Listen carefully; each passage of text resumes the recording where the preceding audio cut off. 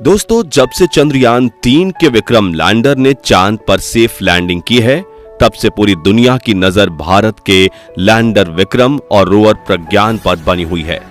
इसी बीच दुनिया भर में तहलका तो तब मच गया था जब प्रज्ञान रोवर ने अपने 14 दिन में रिसर्च मिशन को सिर्फ 11 दिनों में ही पूरा कर लिया था और इसरो ने भारत मां के बेटे प्रज्ञान को चंदा मामा की गोद में गहरी नींद में सुला दिया था। हालांकि शटडाउन होने के बाद लोगों का ध्यान प्रज्ञान से हट गया था, मगर गहरी नींद से जागकर भारत के प्रज्ञान रोवर ने एक ऐसा कारनामा कर दिखाया है जिसे देख दुनिया भर के वैज्ञानिकों ने अपने दांतों तले उंगलियां दबा ली हैं। जी हां, प्रज्ञान ने अपने सीक्रेट तीसरी आंख खोलकर चांद पर एक ऐसी तस्वीर कैप्चर की है जिसे देख आपकी खुशी 7वें आसमान पर पहुंच जाएगी। लेकिन वो रहस्यमय चीज आखिर है क्या और प्रज्ञान के पीछे पीछे विक्रम ने क्या कारनामा किया जिससे पूरी दुनिया हिल गई?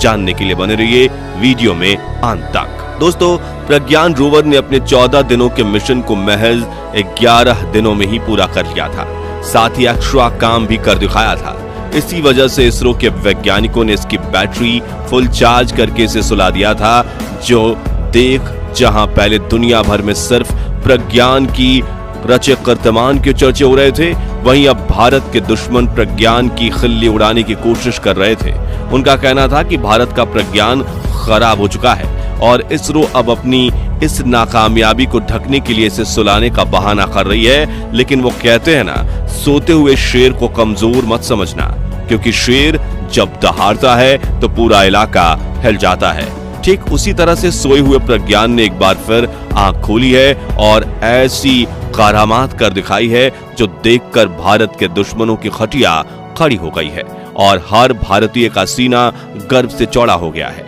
जी हां दोस्तों, 2 सितंबर के दिन चंदा मामा की गोद में सोए प्रज्ञान ने अचानक से करवट बदली है और आंख खोलते हुए अपने दोस्त विक्रम लैंडर की 3D तस्वीर खींच ली है। और जब इसरो ने इस तस्वीर को शेयर किया तो पूरी दुनिया की स्पेस एजेंसीज में हड़कंप मच गया, क्योंकि इसरो ने अब तक प्रज्ञान की इस तीसरी आंख को दुनिया से छिपा कर रखा था, जो खुलते ही इसकी एडवांस टेक्नोलॉजी को देख दुनिया भर के सभी वैज्ञानिक दंग रह गए।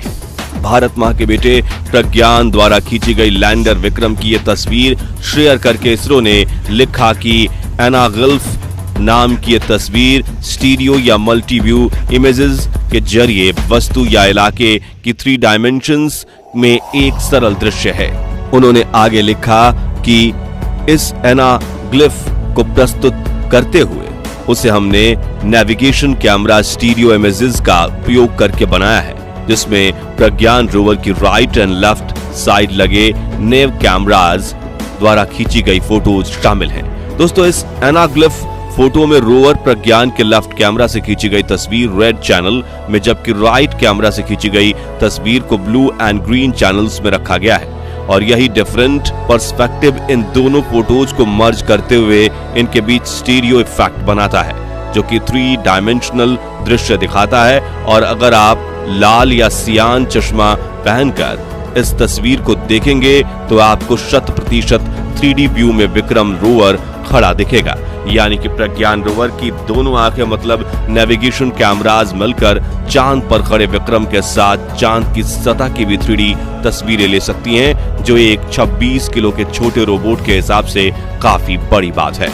वहीं दूसरी तरफ विक्रम लैंडर भी कुछ कम नहीं है। जी हां, 4 सितंबर के दिन इसरो ने विक्रम लैंडर को भी शट डाउन कर दिया था, लेकिन चंद्रमा की गोद में सोने से पहले भारत के लैंडर ने एक बड़ी करामात कर दिखाई, जिससे पीछे से आने वाले इसके सभी साथी लैंडर्स की सफलता के चांसेस काफी ज्यादा बढ़ गए हैं। तो बात कुछ ऐसी है कि स्लिप मोड में जाने से पहले 4 सितंबर की सुबह को इसरो के वैज्ञानिक अचानक से विक्रम लैंडर को एक ऐसा कमांड देते हैं जिससे ये पूरी तरह नष्ट भी हो सकता था। चलिए, इसरो का ये सीक्रेट एक्सपेरिमेंट आने वाले चंद्रयान 4, 5 और 6 की कामयाबी के लिए काफी जरूरी था। साथ ही चंद्रयान-3 के रोवर प्रज्ञान और लैंडर विक्रम ने अपने सारे टास्क ड्यू डेट से 3 दिन पहले यानी सिर्फ 11 दिनों में ही पूरे कर लिए थे। यानी इसरो के पास खोने के लिए कुछ नहीं था, लेकिन पाने के लिए पूरा चांद था। इसलिए उन्होंने विक्रम लैंडर को चंद्रमा की सतह से फिर से उड़ान भरने का कमांड दे दिया।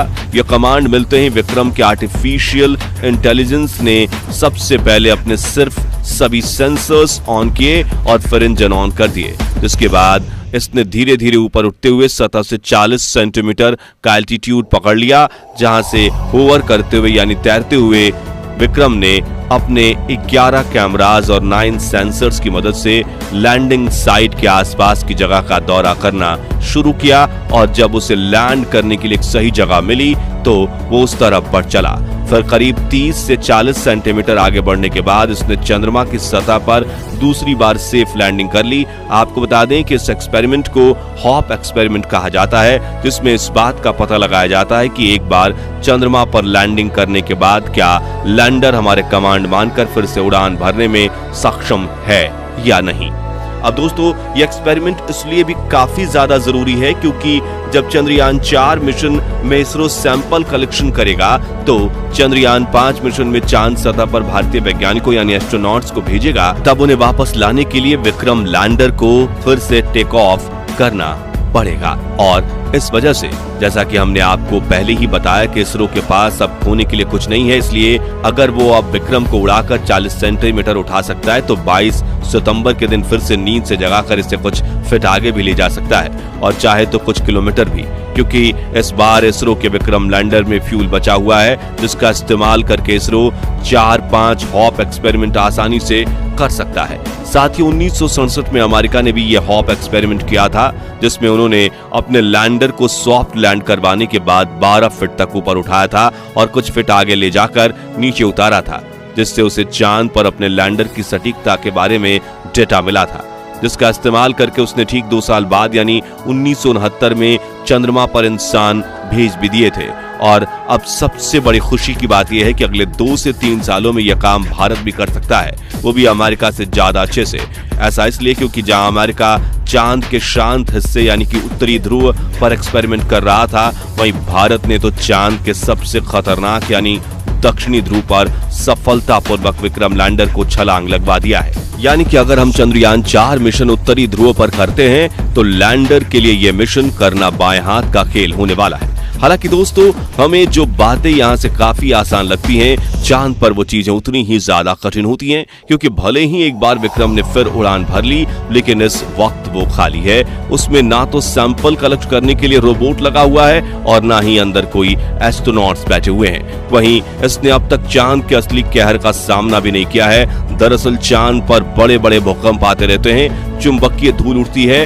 और उल्टी बारिश होती है और उल्कापिंड भी गिरते रहते हैं। ऐसे में ये सभी चीजें लैंडर की टेक्नोलॉजी को और मजबूती पर गहरा प्रभाव डाल सकती है। इसलिए इस बार की सफलता के बावजूद भारत आगे भी जैसे जैसे मून मिशन भेजेगा, वैसे वैसे रिस्क तो हर मिशन में बना ही रहेगा, क्योंकि पहले भी कई बार ऐसा हो चुका है। नासा, रूस और चीन का एक मून मिशन सफल हुआ, लेकिन फिर दूसरा फेल हो गया। आपको बता दें कि आज तक 146 मून मिशन भेजे गए हैं, जिनमें सिर्फ 27% ही सफल हो पाए हैं। ऐसे में इसरो को अपने अगले मिशंस के लिए भी सावधानी तो रखनी ही होगी, क्योंकि सावधानी हटी दुर्घटना घटी। तो दोस्तों, अगर आपको भी चंद्रयान और सूरजयान जैसे भारत के अंतरिक्ष विज्ञान के मिशंस पर गर्व है तो कमेंट बॉक्स में जय जवान, जय किसान और जय विज्ञान जरूर लिखिए। और वीडियो पसंद आया हो तो इसे लाइक और शेयर करके हमें सपोर्ट कीजिए। साथ ही ऐसे ही कमाल की वीडियोस देखते रहने के लिए